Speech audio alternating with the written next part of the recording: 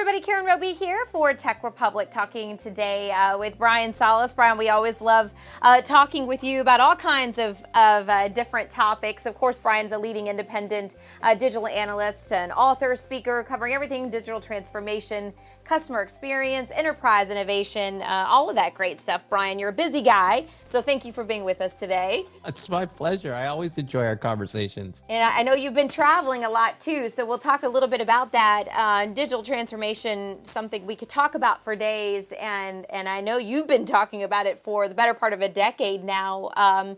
But you were telling me, which I think is really interesting, and why I'm glad to talk to you about this today, that you feel like the conversation is maybe shifting a little bit around digital transformation. Explain what you mean there. Well, I'm hoping that it's shifting a bit. There's so many disruptive trends that are happening that, and by disruptive I mean, beyond modernization, beyond cloud migration, beyond the innovation on all of the digital fronts within a business, that deserve the attention and resources beyond that traditional digital transformation roadmap. So, for example, I was just in India speaking at the NASSCOM event out there, and one of my topics was on the state and evolution of quantum computing. And when you look at enterprise organizations today, whether they're big brands, whatever industry they're in, some of them haven't yet started thinking about quantum. And when you think about something like quantum, you have to apply resources now, even though we're still several years away from having something that shows that it's going to be promising in business applications. But that the sooner you could dedicate resources to it, to learn, to be part of bodies, to be part of experiments, even if you're testing on models rather than the real thing, where does that fall? Does that fall in digital transformation, or is that something more on the innovation front? So back to your question, what I'm hoping to see are things that, digital transformation, there's always going to be a new trend. There's always going to be a new technology. There's always going to be things that you can improve within the enterprise. And that means that digital transformation is now an infinite game. So when we talk about this, it's essentially now an everyday part of business. But what I'm also looking at, so for example, one of the things that I was covering today was Era Technologies' release of its cognitive automation platform. And that now tells me that alongside digital transformation, we're also looking at this sort of post-digital transformation evolution of the enterprise, where the cognitive enterprise now with companies like Era are becoming a reality. So what does that look like? That's going to need its own dedicated resources to look at ways to implement these new platforms in ERP and CRM systems to help the enterprise become, as Era calls it, self-driving. And then you can look at the same thing for quantum. You could look at the same thing for other disruptive trends. Yeah, really interesting there, Brian. And I wonder too sometimes with with companies and CIOs and just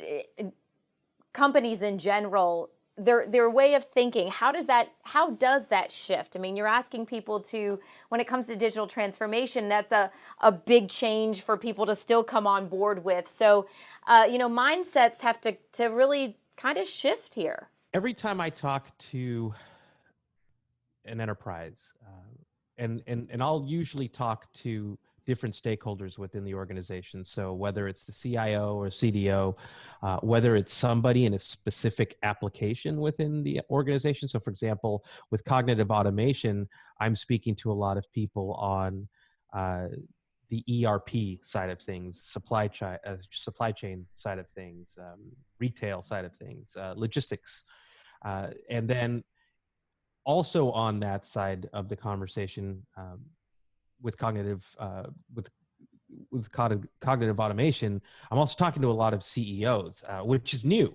And the reason why is it kind of comes back to what you were asking, which is, well, not kind of, it does, which is, at some point it can't just be about modernization, and it can't just be about infrastructure, right? These are all big things. These are all must-dos. But at the same time, when we look at it from a market perspective, we have digital natives who are coming out of nowhere and disrupting entire markets it's happening so fast and it's at such an accelerated pace that you have leading organizations, tried and true organizations that just can't keep up. Yet within inside of the enterprise, there's still a lack of urgency. There's still a sense of entitlement. There's sort of they're not seeing the need to kind of cut right through, cut corners, stop making decisions by committee, and stop having hundreds of meetings to make a decision and start implementing pilots that allow the organization to be more agile, to be more flexible, to be more adaptive to these trends. And so those conversations on the digital transformation side, are in many cases cross-functional because we're affecting lines of business in addition to technology groups. But when we're looking at things like cognitive automation and ultimately things like artificial intelligence and quantum, we have to go right to the stakeholder groups where these things can be implemented and experimented with, so that we're improving operations, we're improving processes, and we're maximizing legacy systems to start performing at these innovative and also digitally native levels. Yeah, and that can be hard, obviously hard to do, Brian, when you're talking about within an organization, the difference in sensibility and comfort level when it comes to this type of thing and to technology. Do you find sometimes that it's difficult when you talk to companies? As you mentioned, you've got some over here that are so very comfortable with technology, and they want to make quick decisions, and if something doesn't work, they want to move fast from it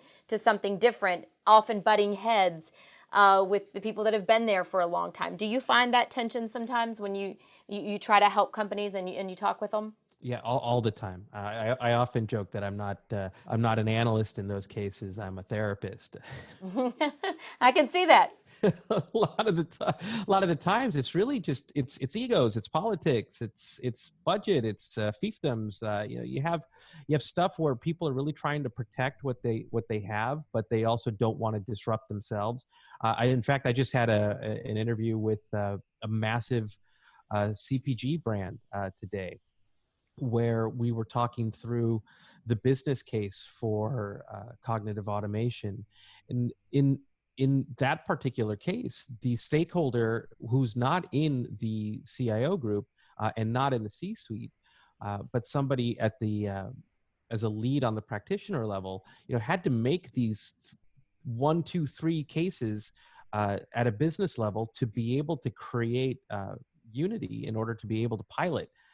And that case was made at a business level. So I think, honestly, the C-suite is painfully aware, at least they better be, of the disruption that they're facing internally and externally, that their systems are aging, that their systems are disparate and fragmented, that their data isn't probably as clean as it needs to be in order to make decisions a lot faster, augment and automate it across the organization. But when you can make the business case to say, look, beyond digital transformation for all of these things we're doing here in terms of modernization and improvement and digitization, this particular investment is going to change how we make decisions and how we learn from those decisions, which is going to improve, for example, in this case, decision-making accuracy in the supply chain around orders from 35% accuracy to 90% accuracy. That's a pretty solid business case. And I think that's the way we have to start thinking as stakeholders within the organization, is what's that business case? What is this going to do for me? Especially as we start looking to some of these more bold technology investments that are now here on the horizon. Yeah, most certainly, Brian. And I know we've talked about a couple of those things, what's to come, what are the big talking points for 2020? I know we talked at the beginning of the year, but what do you see as we get towards, say, closer to, third, fourth quarter of this year? What do you see that people are going to be really talking about? Oh, that's a broad question, I know.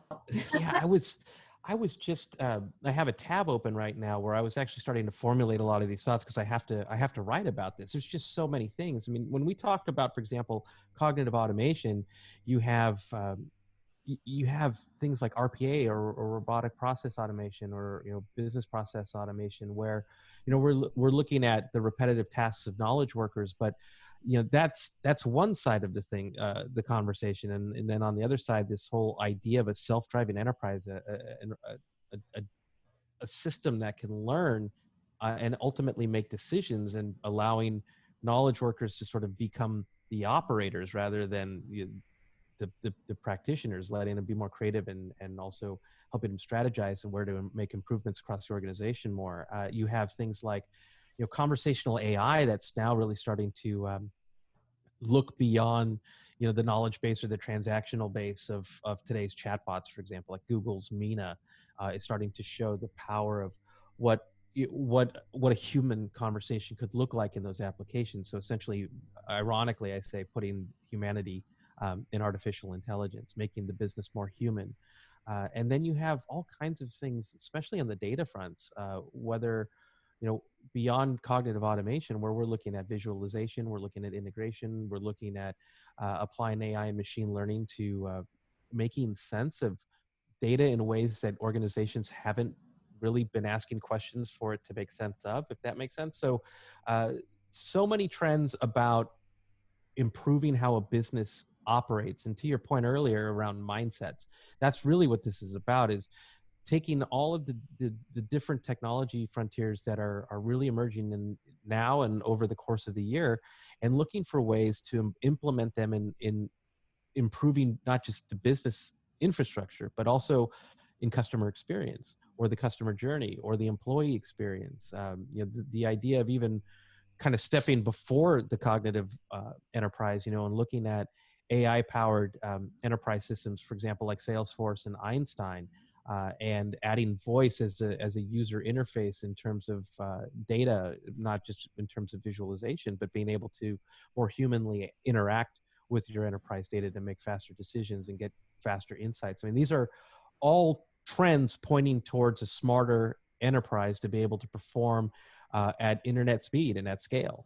Yeah, most certainly. And I know we'll have more conversations, Brian, about cognitive automation and what's to come and what we need to know. It's always great to talk with you. Certainly, I know, as you mentioned, you've been traveling a lot, been doing a lot of speaking engagements. And, real quick, what is it that at this very moment that excites you the most that you will be talking about? Just what we've been going over here. Yeah, I mean, I'm fascinated by the impact of artificial intelligence and cognitive automation on a lot of stuff, because it allows companies to bypass decades of legacy-based systems and technologies and also mindsets in order to be able to do things fast, test them fast, and learn from them fast. And that is super exciting for me. So it's actually an area that I just started covering in the last quarter. Awesome. All right. Well, we will certainly check back in with you. Always a great time to talk to you, Brian. Much more from this conversation with Brian can be found, of course, on ZDNet and Tech Republic. Thanks for watching.